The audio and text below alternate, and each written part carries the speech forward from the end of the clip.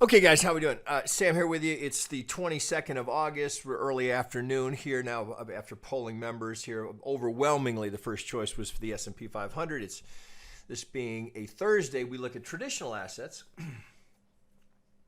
Now we're going to look at this a couple of different ways here. We'll look at it non-Elliott and with some Elliott applied. I think you can approach it either way here. There's some interesting things happening. Now, before we do that here, I got to mention this to you. My marketing guys will kill me if I don't here. I often forget.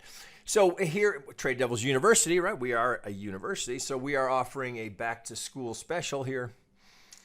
We don't do these very often, but when we have these kind of little promos, it's maybe something to take advantage of here. So we're offering 20% off of your first month, if you're thinking month to month, or for our multi-month, we're offering 25% off. Now, you will need to use this little code down here, so you can find this on our Twitter feed, or if you had questions, you can always just send us an email, or we're easy to get a hold of. So you can get to us through Twitter.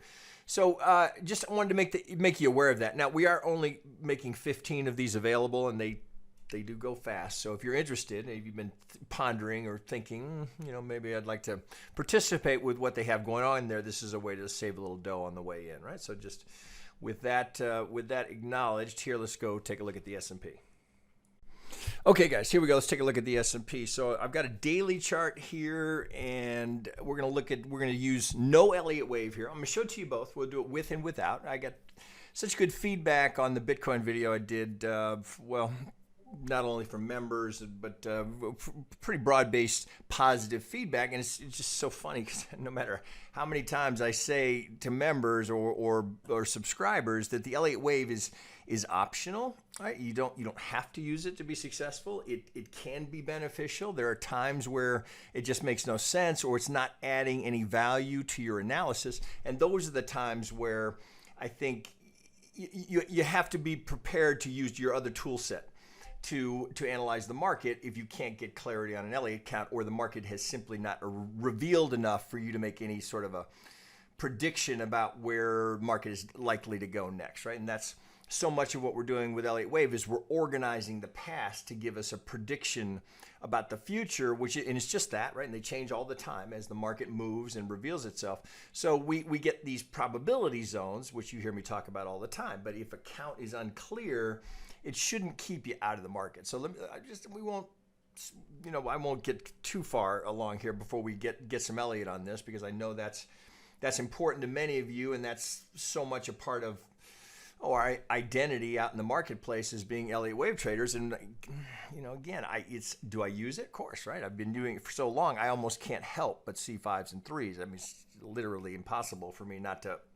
Right, my brain is just trained to see it after so many years of doing it. But there are times where it's hurting more than helping, and this in this particular case, may be just a good example of that. So I thought I would just approach this without any Elliott Wave, and then we'll look at a current count.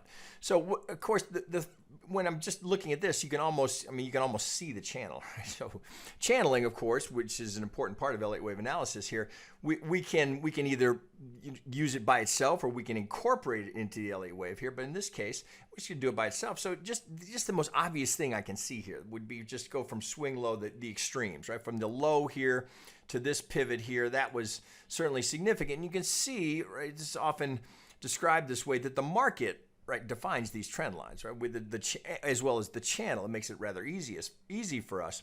So if I just look here, starting there, I can just think of it as a trend line, which the market has nicely laid out for me. But now I want to see about connecting some of these pivots. So what I'm always looking for is a place where I can connect the most pivots that seem to have significance. So this looks pretty good to me. So note here, I'm connecting this pivot. I'm not quite to the tick, but I'm getting these. Yeah, there's a little throw over here. But what I'm really interested, do you see all these pivots here? So this one, this is a little throw over, but we bounce.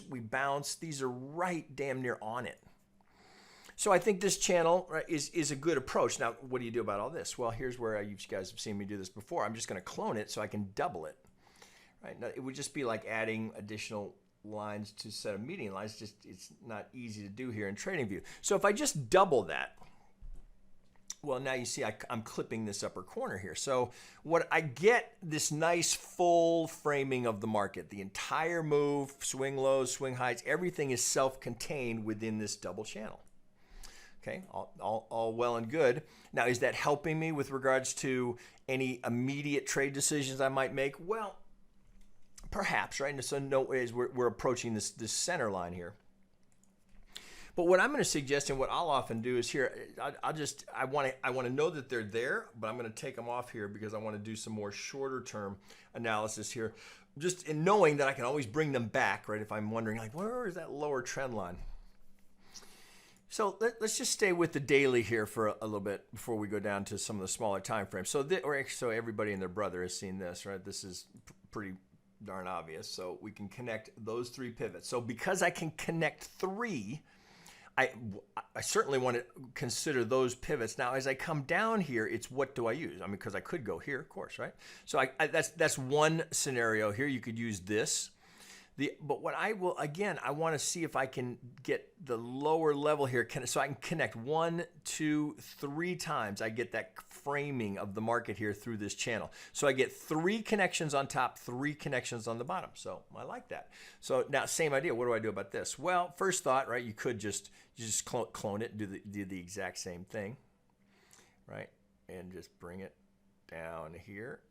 Get right on it. So it's we're not to the tick here, but I get a sense of the framing of the market. So the other thing that I'll often do, get my channel here. So I've just wicked off the high and the low here. I want to look at this as a box. All right. So here's my framing of the market. Okay. So I've got, this is my range that I'm operating in here, right? So the extreme highs to the lows, and then I see this is. There's this pattern here. So let me zoom in here a little bit, right? So we can look at this. So you'll note this has been fairly consistent here. So we're getting a swing up, a retrace, and then we're getting a swing to a new high. Now we get a deeper retrace, but the essence of that topping action, right, is almost identical. Right? Almost identical to what we saw here. So what does that look like? Well, at the moment, you could certainly see a potential head and shoulders here. So you could see this. I'll just draw it in. If that's right, we get something like that. Break the neckline. So interestingly, breaking the neckline would be pretty close to breaking the channel, which would imply that if we come down here and if we were going to come down and break that, that would suggest much significantly lower prices here. So I like this, but I also see here, if I pull back out here, I'm looking for angles that might be consistent. So looking at those two, and there's a couple of ways I could do it. So I could just grab these two and work backwards, but I'm going to do it this way. So I'm going to go from this low here, and I'm just going to work up, and I notice that I can get those 2 pivots right there, and I get almost all of this. Now, if I go here, look what happens to the center line. So let me change that color so you can see it. Oh, is that, yeah, here, I guess you can see that. All right, so I'm just working from this low here. So I'm connecting this pivot. I just missed here, but I get these 2. Now I'm connecting this pivot here because it's always a question, right? You're looking. What do I want to connect to? Well, that looks pretty interesting to me. All right, so now I've got this. So I've got the 3 connections here plus the center line. You see that? So I get the center line there as well of this channel that's connecting 1, slight miss here, 2, 3 times, 1, 2, 3 on the top. So interesting. Now, what else is potentially there? All right, we're always trying to build confluence points. So I'm looking there. So I would want to be checking for any swing relationships. So, well, just first off the bat here's my dominant.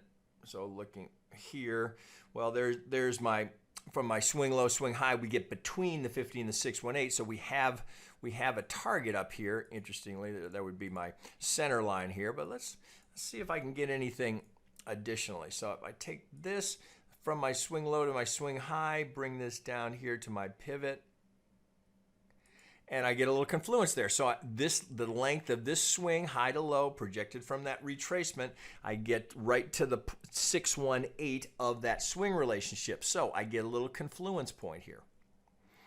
All right, gets my attention. Now, let's go zoom in. All right, so I have kind of a cluster here. This is definitely, well, let's do it this way.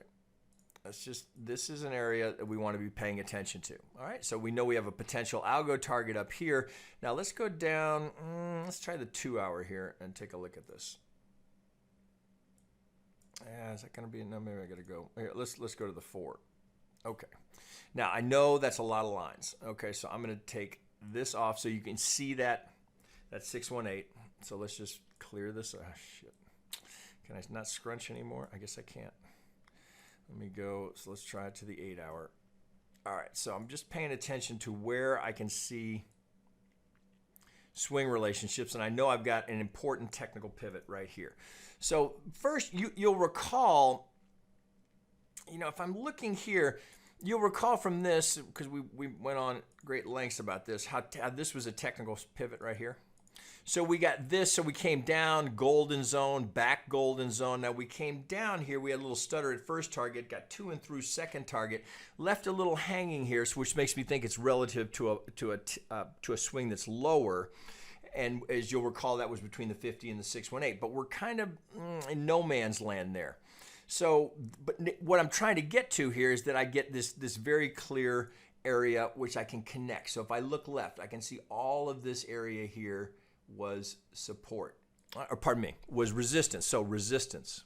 We get through it, come back, resistance. Now, coincidental that it's the golden zone? I can assure you it's not. Right. So we tap golden zone twice before we get the free fall. So with that established now, let's pull this off. All right. So I'm kind of looking to kind of range the market. So I'm looking for areas where I can find confluence here of prior. So this looks kind of interesting. So as I look here, I go, it looks like this may have been in play here. If I wanted to thicken that up, I'd do it this way. So if I grab just these lows here, just kind of get a sense of the range here of the market. So I'm just trying to establish some support and resistance zones. So that's pretty obvious here. So as we come down here, now this was from the low. So your first thought is, well, was it technical? So from that pivot, we come right to the 38. It's a couple of ticks shy of it. So potentially it's a front run on the 38, but we're denied. We don't get all the way to target. Now it doesn't mean we can't still get there, but I'm just re-emphasizing this area of support. All right, resistance, resistance, support, support. So I'm kind of framing out the market here as to where I can see these support and resistance zones. So I think we could probably make the case here as well that we had this in play for quite some time. All right, so as we get that lower pivot there.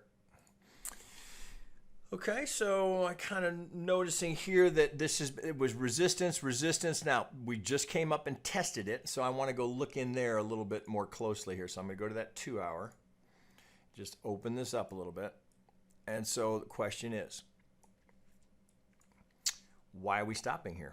Right? It looks like we've gone up 1, 2, today 3 times. We're testing that. We can get that off of there now. 3 times we're testing that, we can't get through. So you can look at it and go, oh, okay, well, I understand why. It was all the structures right there. I wonder if there's anything technical there. So let me just grab this from high to low. What do? Now, we've had a very slight break of it, very slight break. On this day, we had a wick get through. But note here, we've got, so even if I were to fatten this up a little bit, can I do that? Maybe too far. Well, I could just bring it down. What am I getting here? Right into the golden zone. So as we look here, you're going, why is it stopping there? Why is it stopping there? Well, same reason it stopped when we went through that last retracement, right? We're bumping into the algo resistance there. So, I mean, hard to miss that, guys, right? So it's golden zone, golden zone, golden zone, rejected 3 times in a row. Now, are they trying to break it again today? Well, could be. As you can see the price action here, we're coming up to test it again. So let me pull out on this a little bit. So the idea being, is there a trade here? Well, 3 times, well, actually 4 times. That's because you can see there was another little, so I'm on a 2 hour chart here. So that was tested twice. Once, is that yesterday? Yeah, once yesterday and then again today. You're in there testing again, and that's a lot of failure. Now, if this is going to get up and get through that, right, then if it gets through, then that potentially becomes the support if we're going to go higher. All right, so I would not, you certainly got to approach with caution to be, if you were on the buy side going into that, yeah, you got a few points there, but I don't know that I'd be aggressively buying right into that very well established resistance. Again, doesn't mean we can't get through it, but that's pretty well established here. And if we do get through it, right, that's pretty rock solid resistance, then you can count on that to potentially be a strong area, depending on how far we go through it. You can count on that to be at least an area where there will be an attempt at defense, because those that get long off of a breakout here will be defending those positions here, which is what creates it, right? Resistance becomes support, right? So the breakout traders take it, right? They've got to defend those longs. So let me pull out a little bit here, because I think where the obvious opportunity here is, I might have to go, shit, do I have to go further? Yeah, I guess I do. Okay, so let's think about this. This series this series of higher highs, higher highs, higher highs. So we retrace, get a higher high, retrace, get a higher high, retrace, get a higher high. At some point here, you've got to wonder as to whether or not there's an opportunity for that pattern to change. Let me fatten this up. All right, so we see that a little bit better. This is a pretty substantial trend line. So if we were to go up here and break again and test that, well, that obviously will be significant. That potentially sets up, right? So you can just kind of see it. If we were to go up here, test it, first test rejected, come back down, you potentially got that support as a new launching point if we're going to go up and break that high. So you have that scenario there, but I wouldn't assume anything until they get through that and we close above it. I wouldn't assume anything other than ongoing defense. Now, where the real, as I look at this here, I can just kind of eyeball it and say, well, where the real opportunity appears to be, to my eye, is down here, right? So if we just take the lower half of this, we just take all of this action here, right? Because the market moves so fast. We went down here, it was quickly rejected, right? So so we get that perfect V bottom. This, right, there's no base of support or resistance here. This is just a vacuum. It free falls and then it's quickly rejected. So down here kind of gets my interest. Now, we're a long way from that, but given the volatility that we're seeing and some of the things that are happening in the backdrop, if we start to sell off, there's potential here for a pretty substantial move, at the very least to come down and challenge these lows, because there's no support there. So let me get this off here. Okay, let's, can I do it in an 8? Yeah, let me try that. Okay. No, let me go back to the daily. Okay, I think you'll see it better here. Bear with me, guys. Okay. Okay, so let's take that off. All right, so we've got that established. So we're in these ranging zones here. So what I'm going to do here, and I know not all of you may have this here. I'm going to use the fixed session here because I want to see what the volume profile looks like from this low to this high. Right? So if I click that, well, I can see a couple of things. So here's my point of control. So all I'm looking at, unlike when I have it over here where it's visible range, here I'm specifically defining the range that I can see. So I want to see where the support, I want to see where the point of control is. I want to see where most of that volume is, and then I may want to back out here and look at the entire thing. So right now, as I look at that, you can see down here there's just an air pocket, right? There's very little support because the market was rejected so quickly here. So any sort of a break down here should be a quick trip, right? Because there's just nothing here. There should be reasonable movement here as we had. So certainly the channel's not a bad target to consider using. So, and then additionally here, I would want to look at the entire move from this low before we go up. So doing that exact same thing, I'm going to go to my fixed session. I'm going to go from this low, and I'm going to include the whole thing. All right, so here's my point of control of that whole move. From this low, I'm getting all of it. All right, so I've got a little bit of a a little bit of a, so this divot here because of this, so we had very little acceptance here, so that gets my interest here as a potential place to be looking for. If we come down here, we'd be running into that center line. So where there's almost no resistance is down here. Now you could think of that as, you know, both a target as well as if we start breaking down here, if this thing starts to come, we break here, well, then we've got a little gap here. So this would be the next spot where you'd expect, if we're going to see something, right, which would be very similar to what happened here, that V bottom. If we were going to get that kind of rejection, this is just where you'd even anticipate it, right? So something like that would give us that, essentially that same pattern that we just had there. So this whole lower area here, now if we break that, if we break here, there's nothing until we get to here. And there's the point of, well, you could use the point of control. So let me take that off. So you could think of it this way, all right? So we can just go like that, right? So there's the prior pivot highs right at the point of control because we built a base here. We had a lot of market acceptance. So volume, this is where from this low to this high, this had the most trade volume right here. So I've got this structure. So as this starts to come down, if this breaks, it's a quick trip here. Right, there's very little support here. You got a little pocket here, but this would be the area that you'd be looking for that retracement. Now, if I step all the way back, let me go. Can I do it here? Let's step all the way back. Shit, hang on. There we go. Okay, swing low, swing high. Right. Well, here's my 38. Here's my 50. If we're going to get a deeper retracement here. Now, when we look at the Elliott count, question is, do we have a top here of the 5th, or are we just putting in the C well, we'll get there in a second here, not to digress too much into the Elliott count. But if we go swing low to swing high, well, we can't help but notice that this structure here is sitting right at the 38. Right? You can see it, here's the 38. So if I take that off, right, so here's the 38. So are we doing something along these lines? Is this, right, shit, how did that color change? Hang on. Oh, there we go. Let's go back here. Okay, so if we're going something along like these, right, down to get something like that, right, looks, that's a contender. So I'm getting more and more bearish of the market here. When we get to an Elliott count, we'll look at that. But you wouldn't need it, right? So you can just kind of lay out these areas here just logically, just common sense of, well, where's the prior support? Where can I get some geometry that fits with what I'm seeing in the market? Now, with all of that established here, let me get this off. We can take this one off, although that point of control, I want to make a wick on that right there so I know about it. So I don't have to keep this on. There we go. So I'm going to take this one off.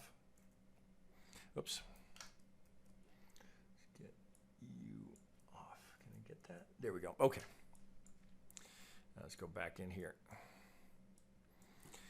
All right. So right now, does it look like we're doing anything other than just bumping into resistance? You know, we'll wait and see because we're right there. So if that's going to break above it, you might expect to see that happening tonight. Now we're kind of rethinking this. All of this vulnerability for the market is still down here, so that doesn't change. If we're going to break that golden zone and start going up towards some upper targets, and then repeat this pattern, just like we had swing low to a new high. If we get the same thing here, we're going to get a swing low to a new high. All right, so then it would be consistently, potentially another channel going in. So you can kind of just see how that would line up here. So you'd have something like that. Note how the center line catches that. So if we go down here, so do you note how this, I'm just creating another channel on top of the center line. See if you can see it here. All right, let me change that color so you can see it a little bit better. Let's go, what have we not used? Here, we can go to green. Okay, so now let's pull back out. Okay, lots of vulnerability below. All right, we get, so this, if we start to break, so definitely this channel, if we break this, if we start to come down here and accelerate, that, as far as I'm concerned, is going to be a quick drop down here. We're going to get down into this level here, and that 38 will be interesting because there's just, there's no support there.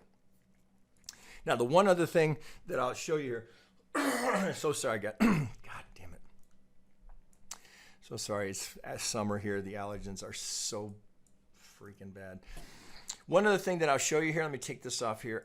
All right, so keeping it just swing relationships. Well, Gann had a technique where he would, well, he's known for, of course, squaring the market here. So his technique, you'd take a swing low to a swing high, and you divide it by 12.5. So you would divide it in half, then divide that in half, then divide that in half. So you end up with 100, 875, 75, 62.5, 50, 37, 25, 12.5, 100.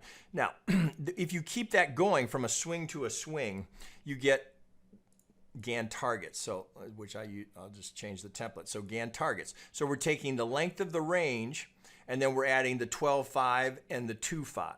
So in this case, it would be the minus 12.5 and the minus 2.5, right? So that's what I'm doing. Now, if I put this down here on this low and start looking for pivots, well, this kind of gets my attention right there. So let me zoom in here so you can see that.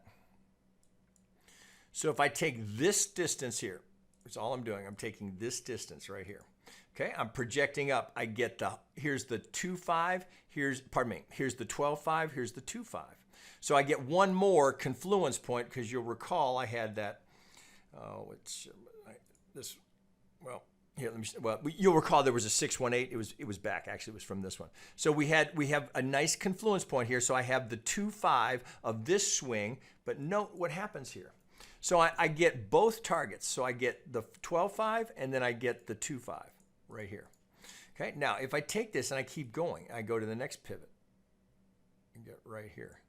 Okay, I've just hit the 12.5 again.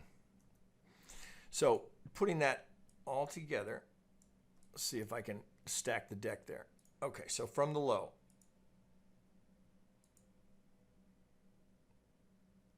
all right, so there's the 618. I've got this target, so if I go here to here, I get it here and I get it here. And then as I just showed you, I've got 1, 2, 3, 4 technical components, all leading me right to that pivot, which is connecting 3 prior highs, right? So is that pivot important?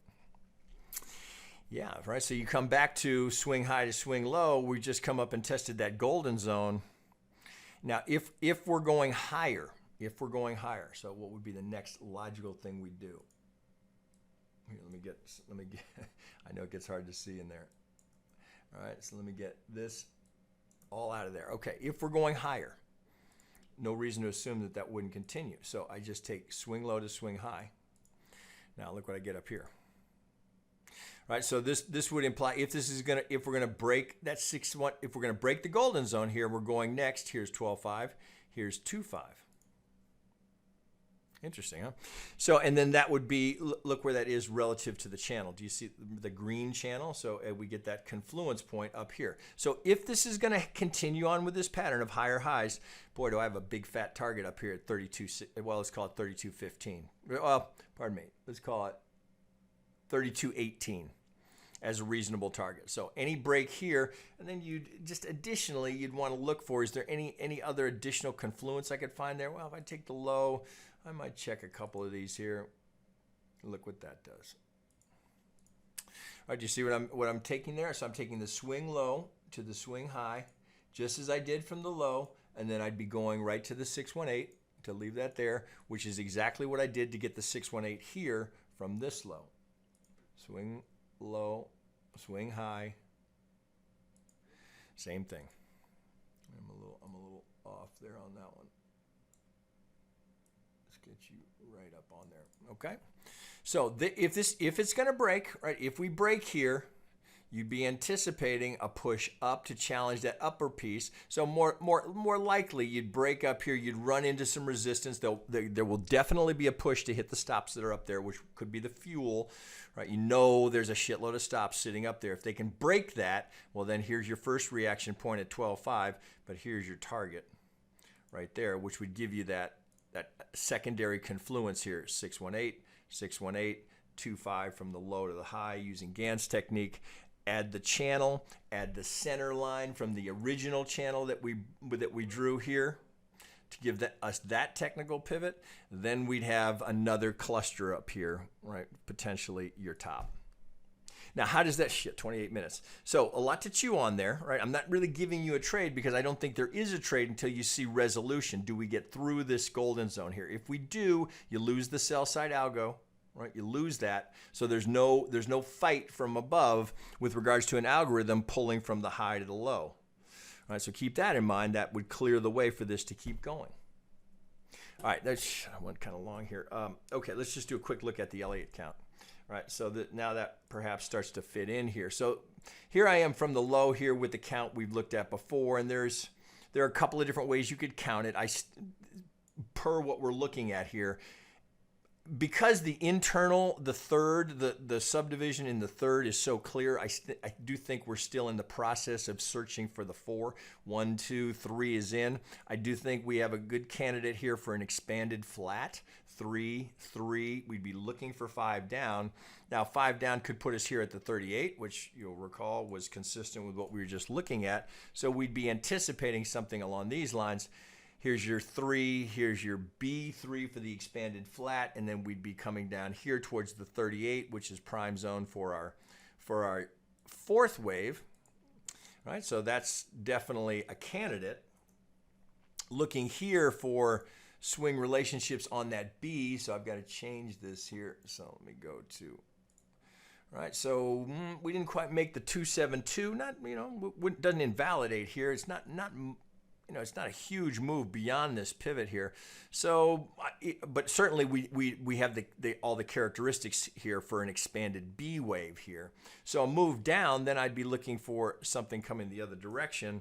So if I take the length of the proposed A wave projected from the B wave here, well, here's the 272, right, which would be right, well, do you see it? It's right on top of the 38. Do you see how that is? So in an expanded flat, if we're not going to do 100, if we're going to get beyond the 100, well, here's your next spot where you'd be looking for it. Now, but now think back to what we were looking at before, where I give you that fixed range, and we go from the low all the way to the high.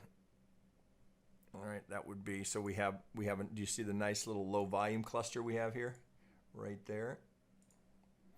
So we'd have to do it. If it's going to play as a flat, right, perhaps we've got the 1 in, the 2 into the golden zone, the 3 comes down, the 4 goes, and then you get the 5, which would complete the flat, sets up the C right here at this structure, right here at the 38, where I have an absolute stack of confluence with the 127, the length of the A projected from the proposed B, sitting on top of the 38, which give you the 4, which sets up the 5.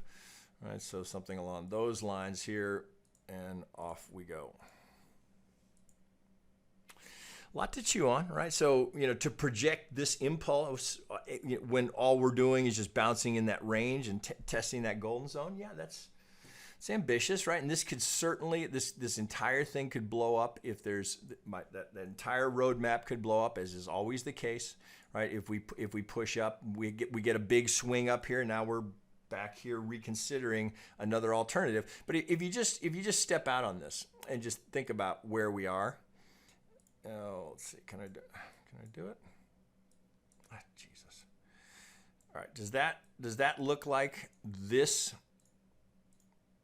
little swing here is enough to be the 4? Enough time. Think about just the length of time. That we have this little retrace here of September 25th to December 25th. So barely 2 months to correct. Well, here's our low down here, 10 to when we put in this pivot A. So we take 2 months to correct a 7-year move from the 2 to the 3. Is that right? 7? 8, excuse me, 8 years from the 2. All right, so we're going to correct an 8-year impulse with a 2-month swing. Maybe. All right, but that looks more likely to me. Right, so I mean, who knows, right? We've got these crazy times in the equity market. So crazy times across the globe, right? All asset classes. I mean, it's an unusual time, and then you got, the wild card, right? With the Trump's Twitter feed. I mean, we know, right? It's going to be reflected in Powell's testimony. The pressure that's being put on him to lower rates. right? Does this look like we need to lower rates? It's interesting, right? I won't get into that. But, you know, trade what you see, right? This is truth, right? Everything else is bullshit. Price is truth. Okay, guys, there you go. Lots to chew on.